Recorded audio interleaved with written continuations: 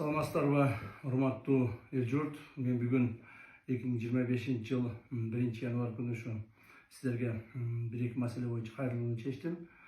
Себеби дегенде жыл жаңырып, баардыгыбыз жаңы жылды жаңы үмүттөр менен, жаңы иш пландар менен баштап аткандан кийин ар кимдин өзүнүн пландарыбыз бар. Андан сырткары урматтуу президентибиз Садыр Кожоевичтин 2025 жылгы биздин алдыбызга койгон чоң максат талаптары бар. Ошолорду аткаруунун негизинде менде бир-эки ойлор пайда болду. Ошолорду сиздер менен бөлүшүп кетүүнү туура чечтим. Тем более азыр баардыгыңыздар каникулда жүрөсүздөр, карап ойлоп чыкканга мүмкүнчүлүгүңүз бар. Биринчиден, 2025 жылдын 1 январынан баштап коррупцияга каршы күрөшүү мыйзамдары катаалданды.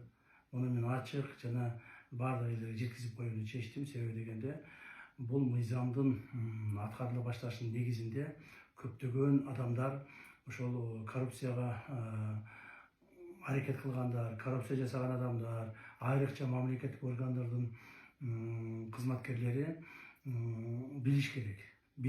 Кийин билбей калып турмун, мыйзамдардын өзгөргөндүгүн мен сезбей калып турмун. Анан ошонун негизинде мурдагыдай эле окшойт деген ойдо болуп турмун деген болбош керек. Биринчиден, урматтуу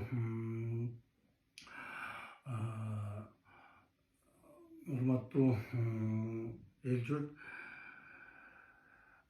2025 негизги биздин максатыбыз бул 2025 жылдын 2025-2026 жылдары Кыргызстаныбызда коррупция деген илдетти жоюу, жок кылуу болуп эсептелет. Жана биз ушул максатыбызга жетишибиз керек.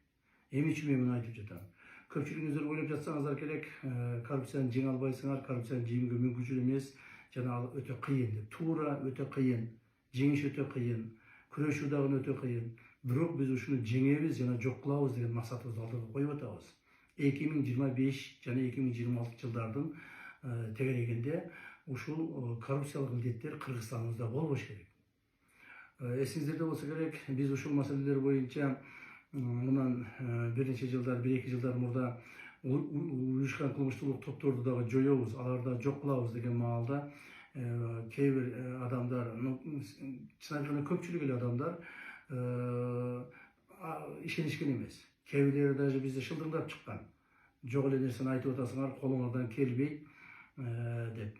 Себеби адамдар билген, бул уюшкан кылмыштуулук топ коомубузда толук бойдон коомубузду басып алганын, коомубузда алар мамлекеттик бардык бийлик органдарына аралашып, ошол элдин дагы ушулардын жоюу ишине көзү жеткен эмес.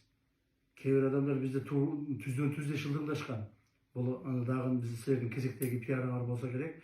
Уюшкан кылмыштуулук топту жеңе албайсыңар жана колуңардан келбейт деп. Бирок мына азыр карабайсыңарбы? 2025 жылга кирип атабыз. Мен жоопкерчиликтүү түрдө Улуттук коопсуздук мамлекеттик комитетинин жетекчиси катары жоопкерчиликтүү түрдө айта аламын. Биздин Кыргызстаныбызда бүгүнкү күндө уюшкан кылмыштуулук топ жок.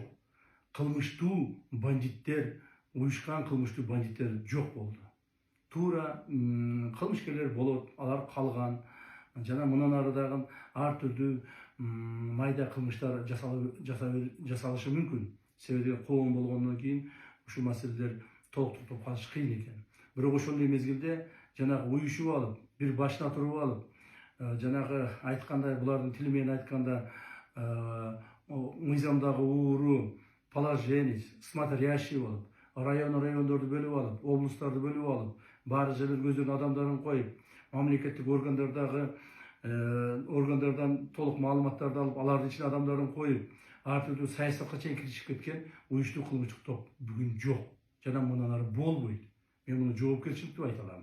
Мындан ары биздин жеке ишкерлер, мамлекеттик органдар, жөнөкөй адамдар эч кимден коркпостон, үркпөстөн, өзүнүн бизнестерин жүргүзүп, эч кимге эч нерсе төлөбөстөн, эч кандай бирөөлөргө чуркап барып, менин жумушумду чечип бер деп, жанагы уюшкан кылмыштуулукка барбастан мамлекетти кайрыла турган болот.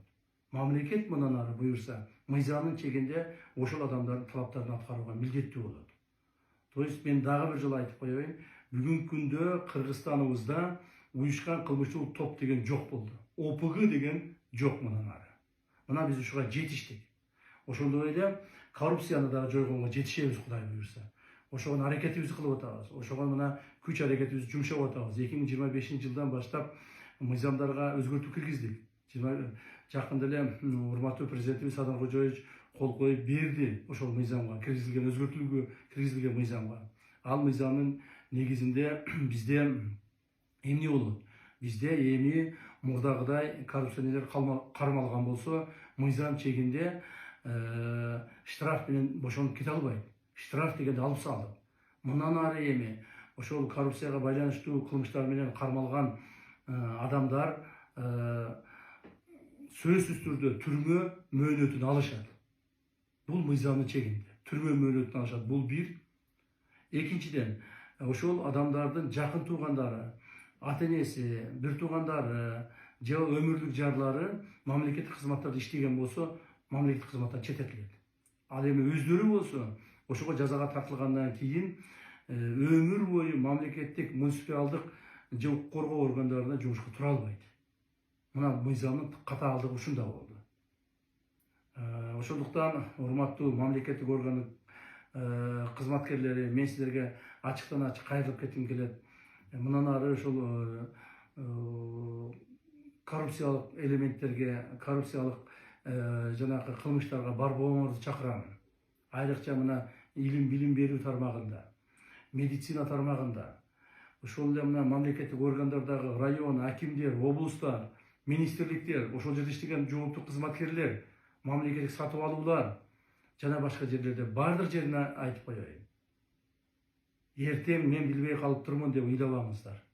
Биз мындан ары ушул коррупцияга каршы күрөшүүнү күчөтөбүз жана мындан ары ошого толук бойдон бардык күчүбүздү жумшайбыз. Дагы бир жолу айтайын. 2025-2026-да биздин Кыргызстаныбызда коррупциялык элементтер калбаш керек. Мына ошого аракет кылабыз. Кайсыл жерде коррупция болсо, кайсыл коомдо, кайсыл мамлекетте коррупция болсо, ал мамлекет өнүкпөйт. Же өнүксө дагы жанагы эмне деп коет, мындай бир туура эмес жака өнүгүп калат. Туура эмес жака өнүгүп, жана искусственно өнүгүп калышы мүмкүн. А биз толук бойдон аларды жойсок, мамлекетибиз мыйзамдуу, акыйкаттуу мамлекетке айланат. Эркин мамлекетке айланат. Кудай буйрса, мына ошого багыт алышыбыз керек. Бул биринчи маселе. Экинчи бир маселебиз бар. Урматтуу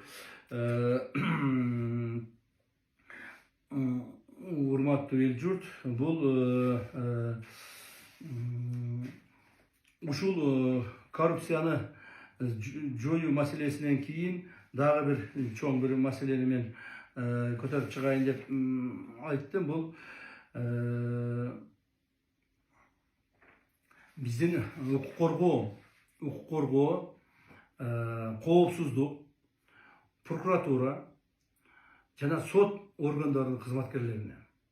Урматтуу президентибиз өзүнүн 3-чү элдик курултайда өзүнүн сөзүндө так биздин алдыбызга тапшырманы коюп кетти. Эч кандай адамдарды күнөөсүз күнөөлөп атайын уюштурулган чагым менен же болбосо преследование деп коет. Атайын алардын артынан кууп түшүп адамдарды күнөөлөмөгүлө. Эгерде андай боло турган болсо өзүңөр жоопко тартыласыңар деди. Ошондуктан урматтуу укук коргоо органдарынын кызматкерлери мындан ары кимде ким күнөөсү жок адамды күнөөлөп, подстава кылып, же болбосо преследование кылып, артынан кууп түшүп, жок жерден күнөөгө тартканга аракет кылса, биз ал адамдарга чоң каттуу мыйзам чегинде жазаларды көрөбүз. Урматтуу кызматкерлер, сиздердин ошол адамдарды подстава кылып, артынан түшүп, күнөөсү жокторду күнөөлүү кылып алып келген жыйынтыгыңар, результатыңардын бизге кереги жок. Мына мен улуттук коопсуздук мамлекеттик комитетинин жетекчиси катары, ушул укук коргоо органдарынын куратору катары айтып коеюн. Бизге андай кызматыңардын кереги жок. Бизге андай результаттардын кереги жок. Андан сырткары, мында мамлекетибиздин таза, адилеттүү болуп өнүгүшүнө ар бириңер салымыңарды кошушуңар керек. Кимде ким ушул жол менен биз менен кете албай турган болсо, анда жолдон чыгып, башка жумуштарды аткарышыңар керек. Биз менен ушу катаал жолдо, кыйын жолдо чогуу барам деген гана кызматкерлер биз менен калыш керек. Ушул маселе боюнча биз каттуу чараларды көрөбүз. Ал эми адам укугун коргоо бул биздин эң негизги милдеттерибизде болуш керек. Адам укугун коргоп, адамдарыбызды, элибизди, журтубузду жөн жерден күнөөлөбөшүбүз керек. Ал эми мыйзам бузгандарды сөзсүз түрдө күнөөгө мыйзам чегинип алардын жоопкерчилигин каратууга биз милдеттүүбүз. Мына ушул эстен чыгарбаңыздар. Анан дагы бир маселе бар. Ушул урматтуу эл журт, ушу бүгүн кайрылуумда дагы баса белгилеп айтып кетким келет. Ушул өз оюмду мен өз оюмду таңуулабаймын коомго, бирок кеңеш иретинде ошол өз оюмду айтып кетким керек. Билесиздер, биздин коомубузда бүгүнкү күндө эрежесиз эр уруш деген бир спорттун түрү бар. Ошону менен биздин көптөгөн жаштарыбыз машыгышып, көптөгөн жаштарыбыз ушу эрежесиз эр уруш деген бул спорттун түрү турбайбы? Ушу менен биз машыксам атактуу, даңктуу болот турбаймы деп туура эмес ойлонушу болгон. Мен ачык айтышым керек. Эрежесиз эр уруш бои без правил деп коет го. Ушуну Кыргызстанда өткөзүп, Кыргызстанда машыгууларды ушу менен токтотушубуз керек.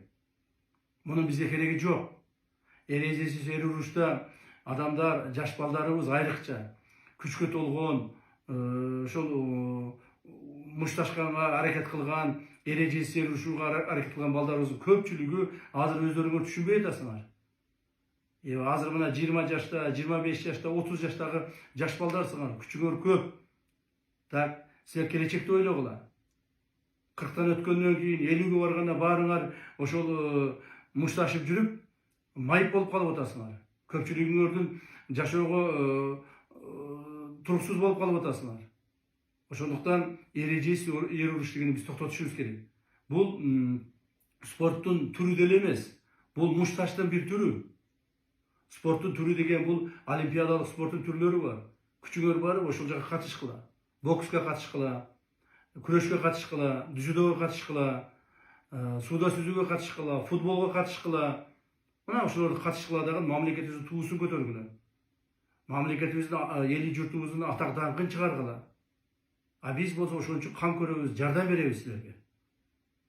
Ошондуктан мен кайрылып кетер элем, бул эрежесиз эр уруш деген бир эле ошол спортсмендердин өздөрүнө зыянын тийгизбестен, бул келечек муунубузга зыян тийгизип атат. Коомубуздун туура эмес тарапка өнүгүшүнө багыт берип атат. Келечектеги муундарыбыз күчтүү болсок, ушу бирөөнү урсак, жыксак же мушташсак биз жакшы болот экенбиз деген ойдо калып атышат. Андай эмес. Илимдүү, билимдүү болуш керек. Так, спортсмен болгун келсе, туура багыттагы спорт менен машыгыш керек. Мен эсептеймин, эрежесиз эр уруш дегенди биз Кыргызстанда токтотушубуз керек. Муну биздин кийинки муундарыбызга, азыркы жаштарыбызга үлгү кылып көрсөтпөшүбүз керек. Бул болбогон спорт. Спорт деле эмес бул. Дагы бир жолу айтайын, бул спорт деле эмес, бул мушташуунун бир түрү. Анан жанагы башка мамлекеттер машыгып атпайбы, башка мамлекеттер ушуну жасап атпайбы дегендерге айтып коёр элем. Башка мамлекеттер жасаса алар өзүнүн иши, жасай беришсин. Мушташкысы келеби? Бири-биринин башын көзүн жаргысы келеби? Бири-бирин эзип былчылдаткысы келеби? Былчылдата берсин. Биз өзүбүзгө жооп берели. Өзүбүздүн коомубузга жооп берели. Эртең келечек муунга жооп берели. Биз даже керек болсо ушул мусулмандыкта деле бул туура эмес нерсе. Мусулмандык динибизде деле бири-бирибизди былчылдатып, башка көзгө чапкылап, ушул эсооп, жыгылып, бир жери сынып, талкалангыча чапкылай берген бул туура эмес нерсе. Ошондуктан урматтуу жаштар, урматтуу ушул эрежесиз эр уруш менен машыгып аткан биздин спортсмендер, башка спорт түрүнө өткүлө, муну таштагыла. Давайте чогуу токтотойлу. Мен бул боюнча улуттук олимпиадалык комитеттин башчысына да кайрылып кетемин. Ошол жердеги федерацияларга кайрылып кетемин. Мына биздин департамент, спорт департаменти, Министерство культурада силер дагы ушул боюнча чара көргүлө. Ушул маселеге катуу көңүл бурушубуз керек. Коомубузду оңдойбуз дейбизби? Келечегибизди аныктайбыз дейбизби? Келечекте биз илимдүү, билимдүү, мамлекетти коргогон, мамлекет үчүн жанын берген жаштарды тарбиялайбыз дейбизби? Демек, биз ушул жаман илдеттен арылышыбыз керек. Ушуга түздөн түз багыт алышыбыз керек. Андан сырткары урматтуу эл журт, мен дагы бир маселе боюнча көңүлүңүздөрдү буруп кетким келип атат. Мына кечене жаңы жылды өткүздүк. Жаңы жыл боюнча дагы бир эки ойлорум бар. Чын айтыш керек, бул ойлорум менин жеке оюм. Муну мен эч ким менен макулдашып, акылдашкан деле жокмун. Силерге бирок жеткизип коеюн дедим. Жаңы жылда мына салюттарды атып атабыз. Ушу салют атуу салтыны биз токтотушубуз керек.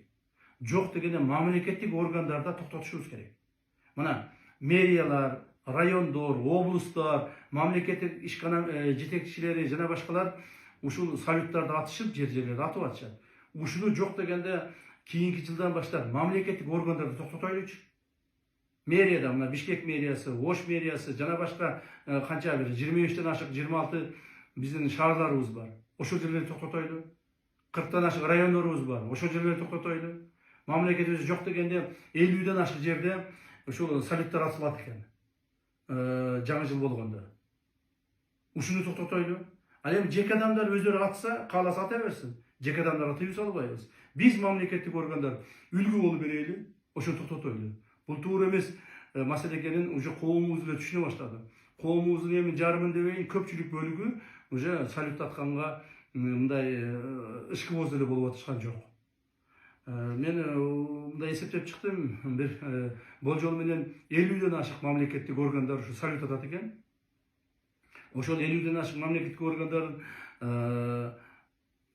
аткан салюттарына, кеткен акчаларына, каражаттарына, жөнөкөй адамдарга, үйсүз жүргөн, жайсыз жүргөн көп балалуу ата-энелерге, көп балалуу үй бүлөлөргө, майыптарга жоктон үй алып берсе дагы 50 үй алып берип коюшмак. 50 квартираны сатып алып, ошол киргизип коюшмак. Ал эми азыр болсо мына 5 минут аттык, жок болду, акча да жок болду. Элдерге дагы эч нерсе пайдасы болгон жок. Мына ушуну мына баш менен кичине бир ойлонуп көрөлүчү. Кээ бирлер айтып атышат, бул элге керек экен, элге бул зрелище болот экен деп. Элге керек болсо, элге зрелище болсо, эл өзү ата берсин. Жеке адамдарды биз тыйбайбыз. Мамлекеттик органдар ушуну токтотушубуз керек. Андан сырткары ушул эле жаңы жыл боюнча айтып кетелим. Мына бизде билесиздер, бул салт болуп калды. Бул салт деген бул жаман салт болуп калды. Эмне салт? Бул ушу жаңы жылдын алдында баягы корпоратив кечелерди өткүзүү салты. Бүт мамлекеттик органдын кызматкерлери, бардык мамлекеттик органдар бирөө калбай корпоратив кечелерди өткүзүшөт. Мен бул боюнча мына улуттук коопсуздук мамлекеттик комитетинде тыюу салгам. Эч кандай корпоратив өткүзбөйсүңөр деп. Ал эми башка мамлекеттик органдарда бардык жерде өткүзүп атышат. Биздин мындай болжол менен эсептегенибиздин негизинде 1000ге жакын мамлекеттик, то есть корпоративдик кечелер өтөт экен, мамлекеттик органдар тарабынан 1000ге жакын. Ар бир ошол корпоратив кечелерде 50ден 500ге чейин адамдар топтоп өткүзүп атышат. Бул деген эбегейсиз чоң чыгымдар болуп атат. Эң эле минималдуу түрдө алганда ошол бир корпоративке бир $10.000 акча кетсе, 1000 корпоратив өткүзүш үчүн $10 миллион акча кетет экен. $10 миллион акчага $50.000 бир квартира болсо, канча адамга? 200 адамга биз квартира алып берип коймокпуз. 200 муктаж болуп, кыйналып аткан адамдарга квартира алып берип коймокпуз. Биз эмне кылып атабыз? Биз бир күндө 3-4 саатта ичип, жеп, кусуп, ошол акчанын бардыгын талаага таштап жок кылып кетип атабыз. Себеби дегенде мен бүгүн эле бир жерде болуп, бир адамдар менен сүйлөшүп отуруп калсам, жетекчилер менен. Бир жетекчи айтат, мен дейт 200 адамга дейт корпоратив өткүзүп бердим дейт. Ошондо бирөөсү деп мактанып атса, экинчиси мактанып атат, мен 500 адамга корпоратив өткүзүп бердим деп мактанып атат. Бул эмне деген акылсыздык? Бул корпоратив жөн өтүп аткан жок да. Ал жерге акча кетип атат. Ал акчалар бир жактан топтолуп атат. Бюджеттен топ алгандары бар, бюджеттен албагандары ар бир адамдар өздөрү топтогондору бар, бирөөлөрдөн кысып алып келип өткүзүп аткандары бар. Ушундай эле кыйын болсоңор, кайрымдуу болсоңор, давайте ошол акчаларды токтоткула. Мен айтаар элем, бул маселе боюнча дагы биздин мамлекеттик органдардын жетекчилери эсиңерге келгиле. Корпоратив кече дегенди токтоткула. Так, официалдуу түрдө өткүзгөндөр бар. Официалдуу түрдө мына президентибиз, урматтуу президентибиз жол өткүзүп атат. Биз жетекчилер менен анча-мынча жерге барып жол өткүзүп атабыз.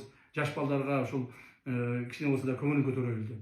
Бирок корпоратив кечелерди өткүзүп, жүргөндөр ушуну токтотушуңар керек. Муну кескин түрдө кийинки жылдан баштап ушуну токтотушубуз керек. Так, себеби дегенде дагы бир жолу айтып коеюн, ушул жаңы жыл боюнча дагы. Мына жаңы жылда мен бир мамлекеттик орган бар жерде тартип болуш керек да. Мен мына бул жерде азыр жаңы жылдык маанай менен жакшынакай кылып сиздерге мындай бир тапшырма эмес, мындай өз оюмду менен бөлүшүп атам да. Мисалы үчүн, мына урматтуу президентибиз жаңы жылда бүт элибизди, журтубузду куттуктады, туурабы? Биз аны туура кабыл алабыз. Жана булга биз кунт коюп угабыз. Элибиздин баардыгы ушул президентибиз сүйлөп бүткөндөн кийин мына жаңы жыл келди деп куттуктайбыз дагы, бири-бирибизди кубанабыз. Бул туура нерсе. Мамлекетибиздин парламенттин жетекчиси элди куттуктап атат. Туура нерсе. Өкмөттөгү министрлер кабинетинин башчысы ал куттуктап атат элибизди. Бул да туура нерсе. Ошол эле мезгилде башка мамлекеттик органдын жетекчилери силер эмнени куттуктап атасыңар? Президенттен да жакшы куттуктайсыңарбы? Өкмөт башчыдан да жакшы куттуктайсыңарбы? Же болбосо спикерден да жакшы куттуктайсыңарбы? Токтотуш керек. Президент куттуктадыбы? Спикер куттуктадыбы? Өкмөт жетекчиси куттуктадыбы? Жетет ошол. Анан карасам ар бир эле райондун жетекчилери, облустун жетекчилери, министрликтин жетекчилери чыгып алып элдин баарын куттуктамыш болуп атасыңар. Керек болсо айыл өкмөттүн жетекчилери чыгып алып куттуктап атышат. Уят эмеспи? Жетекчибизди куттуктагандан кийин ошону урмат сый кылайлы. Жетекчибиз куттуктадыбы? Баарыбыз ошонун ичиндебиз. Баарыбыз ошо президенттин алдында, өкмөттүн алдында, спикердин алдында иштеп аткан адамдарбыз. Ошо жетекчилерди куттуктаганы биздин баарыбыздын куттуктаганыбыз болот. Мына ушуну эстен чыгарбаңыздар. Мына ушуну тартип ушундан башталат. Тартип ушундан башталат. Карагылачы башка өлкөлөрдө. Мен бир-эки өлкөлөрдүн карап чыктым, мен аны мисал кылып айта коеюн. Бир гана ошол мамлекет башчысы куттуктап атат, болду ошо менен. Калгандары унчуккан жок. Калгандары ошого туура деп баш ийип калып атышат. Ошондон бул тартипти дагы көңүлгө булгула. То есть биз эми мурдагыдай болуп келе бербестен өзгөрүшүбүз керек. Коомубузду өзгөртүшүбүз керек. Мамлекетибизди өзгөртүшүбүз керек. Эли журтубуздун психологиясын өзгөртүшүбүз керек. Ошого ар бириңиздер аракет кыласыздар деген ойдомун. Эгерде мен туура эмес айтып, кимдир бирөөрдүн көңүлүнө тийип койсом, капа болбоңуздар. Жаңы жылда туура кабыл аласыз деген ойдомун. Мындан ары ушундай бир жакшылыктарына жолуккан Алла Таалам буйруп насип этсин. Бирок бир нерсени баса белгилеп айтып кетемин. Урматтуу мамлекеттик органдын кызматкерлери коррупциялык элементтерге аралашпагыла. Пара берүү, пара алуу, коррупционный схемаларды даярдоо жана ишке ашыруу боюнча этият болгула. Биздин кызматкерлер, улуттук коопсуздук мамлекеттик комитетинин кызматкерлери бул багытта ишти күчөтөбүз. Биз эми ушул багытта ишти күчөтөбүз. Ушуну мен баса белгилеп айтып коеюн. Ушуга түшүп калбаңыздар. Так, өзүңүздөрдү эле эмес, бала чакаңыздарды, тууган уруңуздарды зарлатпагыла. Мамлекетибиз эркин болуп, өсүп өнүгүп, мыйзамдуу болуп, өсүшүнө ар бирибиз салым кошушубуз керек. Рахмат көңүл бурганыңыздарга. Саламатта болуңуздар. Мен дагы бир жолу нерсени айтып коеюн. Биз иштеп атабыз. Биз азыр жанагы майрамдар карата дем алып жатат экен деп ойлобоңуздар. Биз иштеп атабыз. Азыр дагы ар түрдүү маселелерди карап чыгып атабыз. Этият болуңуздар. Рахмат.